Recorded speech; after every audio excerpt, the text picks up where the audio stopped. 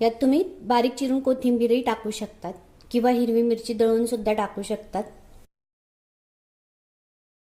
भाकरीचं पीठ मळून झालेलं आहे। आता आपण भाकर बनवायला घेऊया। तवा गरम करायला ठेवलेला आहे। आता आपण भाकर लाटून घेऊया। खाली पीठ तिळ पसरवून घ्यायचे आहे आणि आता लाटायला घेऊया।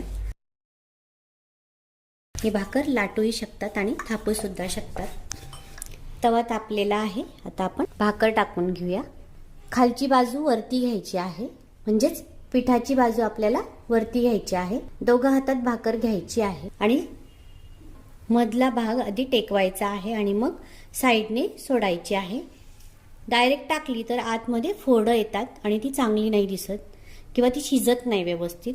टाकतानाच हळूच भाकर टाकायची आहे, दोघा हातांनी टाकायची आहे। आता आपण भाकरीला पाणी लावून घेऊया।